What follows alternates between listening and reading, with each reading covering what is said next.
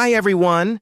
I'm your host, Ryan, and welcome back to Speak Up, the place where we talk, learn, and grow together in English. Whether you're doing the dishes, on your way to work, or just chilling at home, thanks for hanging out with us today.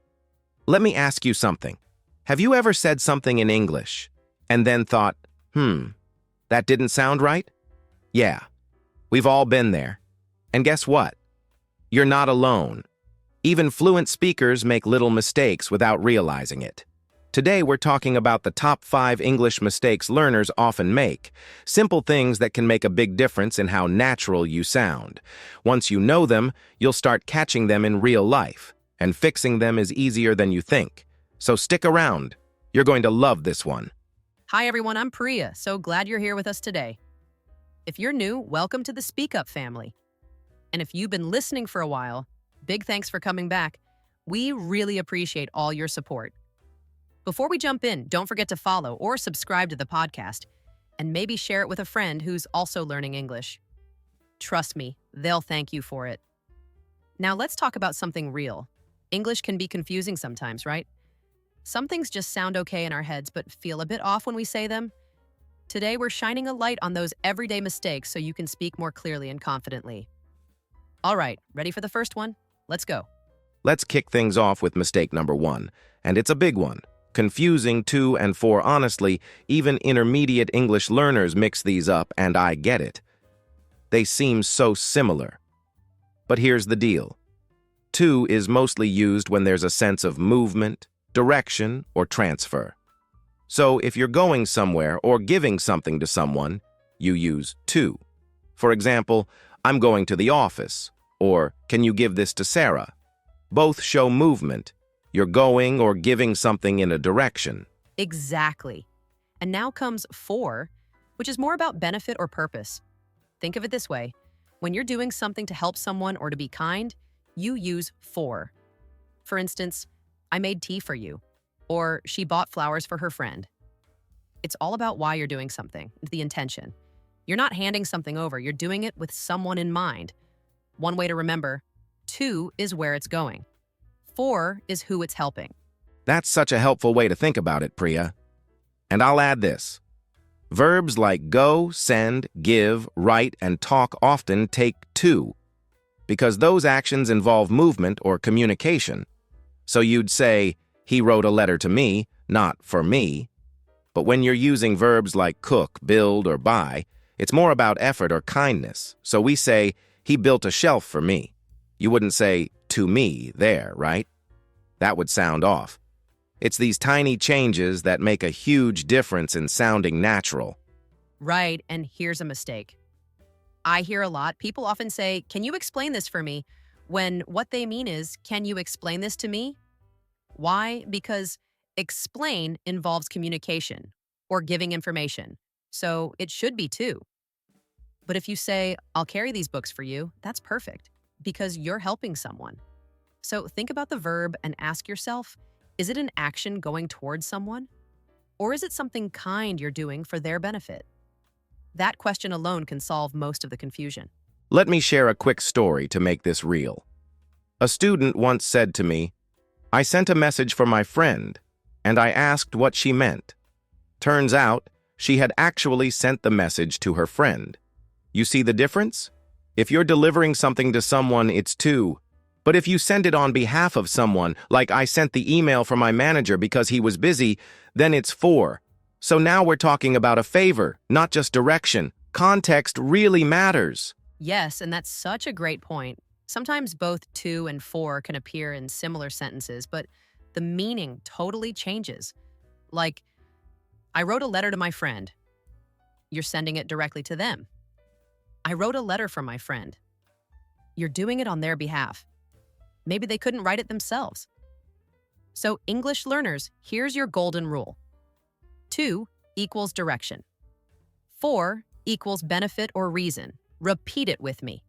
This is one of those small grammar wins that'll instantly make your English smoother, clearer, and more confident. All right, moving on to mistake number 2, which is about 2 verbs that confuse a lot of English learners. Say and tell. At first glance, they look pretty similar because both involve talking or sharing information. But here's the trick. Say is used when you're focusing on the word someone spoke, but you don't always mention who is listening. For example, you can say, "She said she was tired," without telling us who she said it to. It's just about what she said, not who heard it. Exactly, Ryan. Now, tell is a bit different. It always needs a listener. You can't just say she told without adding who she told. So the sentence would be, she told me she was tired. Here, me is the person who received the information. That's the key difference. Think of tell as needing a listener or a person on the receiving end, while say focuses more on the exact words spoken, and the listener might be clear or sometimes not mentioned. Right, Priya. Another way I like to explain this to learners is that say is often used when you're quoting or reporting someone's words. For example, he said, "I'm hungry." Notice how the exact words are inside quotation marks? That's a big clue you're using say. But if you want to talk about the action of telling something to someone, especially without quoting, then tell is the right verb. Like, he told his sister he was hungry. It's more personal and involves communication with someone specific. And here's a quick tip to remember. If you're going to mention the person who hears the information, always use tell. So you can say, she told her friend about the party. But you can't say, she said her friend about the party, because say doesn't work like that. On the other hand, if you're just sharing what someone spoke, especially in reported speech, you use say. Like, he said he was coming late. No listener needed there. Let me share a little story I heard from a learner who mixed these up. She said, "I told that I was busy, but she didn't say who she told, so I helped her fix it. I said that I was busy, if you just want to mention what you spoke. Or, I told my boss that I was busy, if you want to say who heard you. It's a simple fix, but really changes the meaning and makes your sentence clear." Yes, and sometimes learners also confuse this when giving instructions. Like, you might want to say, he told me to wait, which means he gave an instruction directly to you. But he said to wait sounds a bit incomplete, because say doesn't usually go with commands without a listener mentioned. So always remember, when there's a listener or a person involved, use tell. Otherwise, use say. Simple, right? All right, now let's dive into mistake number 3, which is a tricky one even for many native speakers, the difference between affect and effect. These two words sound similar, but have very different uses. Think of affect as usually a verb, meaning to influence or change something. For example, you can say, "The rain will affect our plans." Here, the rain is causing a change or influencing what we plan to do. That's right, Ryan. And on the other hand, effect is usually a noun, which means the result or outcome of something. So if you say, the effect of the rain was a delay, you're talking about what happened because of the rain, the result. It's the consequence, the end result of that influence. So in simple terms, affect is the action and effect is the outcome. Exactly, Priya. A really handy way to remember this is a little mnemonic. A for action, E for end result. So, affect starts with A, just like action, meaning it's what's happening, the verb. Effect starts with E, like end result, so it's the noun, the thing that happens because of the action. So, whenever you're unsure, ask yourself, am I talking about an action or am I talking about a result? Also, you'll often see effect used when someone or something is changing feelings, situations, or conditions. For example, the bad news affected her mood. The news influenced or changed how she felt. Meanwhile, effect is often used in sentences like, the new policy had a positive effect on sales. That means the result or outcome of the new policy was good for sales. It's all about the difference between doing something and the result you get. A quick tip. If you want to test which one fits better, try switching affect and effect in your sentence. If it still makes sense, you might be using the wrong word. Like, the rain will affect our plans doesn't sound right because affect as a noun can't do the action. But the rain will affect our plans sounds perfect because it's the action of influencing. This little test can help you spot mistakes quickly. And just a bonus note, Sometimes affect can be used as a verb in very formal or technical contexts, meaning to cause or bring about. Like, the new manager will affect changes in the company. But this is less common and usually in formal writing. For everyday English, just stick with affect as a verb and effect as a noun, and you'll be safe. Ready to move on to our next common mistake? All right, let's dive into mistake number 4, using is or are with collective nouns. Collective nouns are words like team, family, group, committee, or audience. They name a collection of people or things as one. Now, here's where it gets tricky. These nouns look singular because they name one group, but sometimes we treat them as singular and sometimes as plural. For example, you might say, "The team is winning," meaning the whole team is acting as one unit. But you could also say, "The team are arguing," meaning individual members of the team are acting separately. It's confusing, right? Don't worry, we'll break it down. Yeah, Ryan, and here's a simple way to think about it. When you're talking about the group as a single unit, you use is, the singular verb. For example, the family is having dinner together.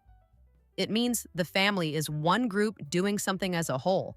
But if you want to focus on the people inside the group doing their own things, you use are, the plural verb. Like, the family are getting ready for the party, meaning different family members are doing different things at the same time. It's like the difference between seeing the group as one person or many people. Exactly, Priya. And here's a useful tip. Collective nouns behave differently in American English versus British English. In American English, people mostly treat collective nouns as singular, so you'll usually hear, "The team is playing well." But in British English, speakers often use the plural form to highlight the individuals in the group. So they might say, "The team are wearing their new uniforms." Both are correct depending on where you are, but if you want to be safe, especially in formal writing or international communication, it's better to stick with is for collective nouns. Great point, Ryan. Another thing to remember is that this choice changes the meaning slightly. If you say, "The committee is making a decision," you mean the group as a whole has decided something. But if you say, "The committee are arguing about the details," you emphasize that members of the committee are disagreeing or acting separately. So sometimes your choice of verb tells your listener or reader a lot about what's really going on. Exactly. And let's talk about some more examples to really make this clear. You might hear "the audience is excited," meaning the audience as a whole is feeling excited. But if you say, "The audience are taking their seats," you're focusing on individual people in the audience moving around separately. Another example is, "The staff is working hard," which treats the staff as one team, versus "the staff are going on their breaks," which highlights the individuals taking their own breaks. So context really matters here. That's right, Ryan. And to add one more tip, when you're unsure, try rephrasing the sentence to see if it sounds better with a singular or plural verb. For example, instead of saying, "The team are celebrating," you could say, "The members of the team are celebrating." This helps you decide if you're thinking about the group as one or many, and remember, this isn't just a grammar rule. It also helps your listeners or readers understand exactly what you mean, which is the most important thing. All right, Priya. Now let's move to mistake number 5, the difference between less and fewer. These two are tricky because they sound similar but are used in different ways. The main rule is that fewer is for things you can count one by one, like books, people, or mistakes. But less is used for things you can't count individually, like water, time, or money. For example, you say, "There are fewer apples on the table," but "there is less water in the glass." Exactly, Adam. A good way to remember is if you can say the number, like 5 cars or 10 mistakes, use fewer. But if you're talking about a general amount or mass, like less sugar or less noise, then less is correct. So think, fewer dar countable things, less fewer uncountable things. Pretty simple once you get the hang of it. Right. But here's a very common mistake. People often say, "less people," especially in casual speech. Even though it sounds natural, the right grammar is fewer people, because people are countable. So if you want your English to sound a bit sharper, Use fewer people. For example, there were fewer people at the party today is better than less people. Don't worry though, native speakers sometimes mix it up too in informal talk. Good point, Adam. Also, when talking about time or money, which are uncountable, always use less. Like, I have less time to study today, or she spends less money this month. But if you're talking about hours or dollars specifically, you can say, I have fewer hours free, or he has fewer dollars in his wallet. The meaning depends on what exactly you want to say. Yes, Priya. Another example I like is traffic versus cars. You say, there are fewer cars on the road because cars can be counted. But you say, there is less traffic because traffic is uncountable and refers to the overall flow. So, next time you hear less cars, you can help correct it to fewer cars. Absolutely. Using fewer and less correctly makes your English sound more natural and clear. It's a small change, but people notice it, especially teachers and native speakers. So just remember, fewer for things you count and less for things you measure or feel as a whole. Easy tip to keep in mind for better English every day. All right, Priya. That wraps up our top 5 English mistakes today. Remember, making mistakes is totally normal. Even native speakers mess up sometimes. The important thing is to learn from them and keep practicing. If you focus on these common trouble spots, your English will definitely improve over time. Exactly, Adam. Thanks so much for listening, everyone. If you found this helpful, don't forget to like, share, and subscribe so more people can join us and learn English together. We'll see you next time with more useful tips. Keep practicing and have fun with your English journey.